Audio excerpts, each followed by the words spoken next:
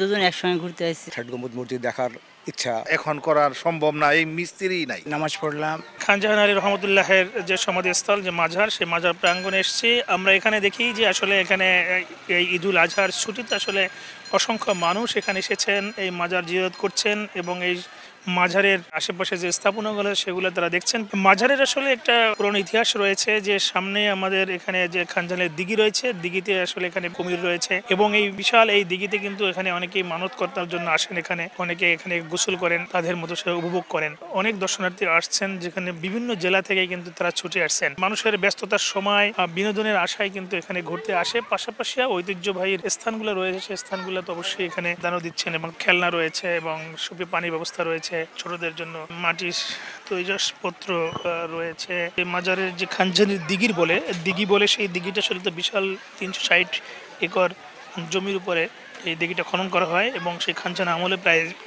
600 বছরের আগে।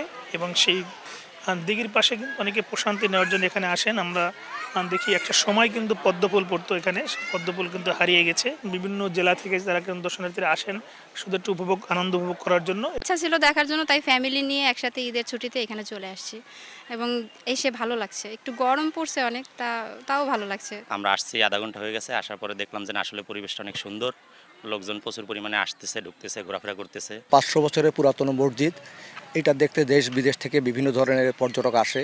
তো অনেক দিন থেকে আশপাশে মনে করছি, তো ঈদের ছুটিতে আসার চেষ্টা করে এখানে আগ্রহ করে আসলাম আর কি।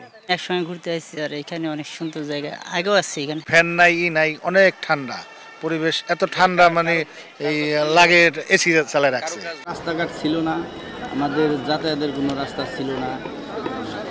এই কথাগুলি একমাত্র যারা বানাইছে তারাই বলতে পারবো, বর্তমান প্রজন্মে শুধু দেখতে পারে। বিশ্ব ঐতিহ্য ষাট গম্বুজ মসজিদের একেবারে 2.5 কিলোমিটারের দূরবর্তী স্থানে খানজান আলী মাজার, সেই মাজারের পাশেই রয়েছে দিঘি। আর এই দিঘিতে এখানে কিন্তু এই আনন্দ উপভোগ করার জন্য এবং এখানে সাধারণ মানুষ এবং দর্শনার্থীরা এখানে আসেন এবং দেশের বিভিন্ন প্রান্ত থেকে কিন্তু তারা আসছেন।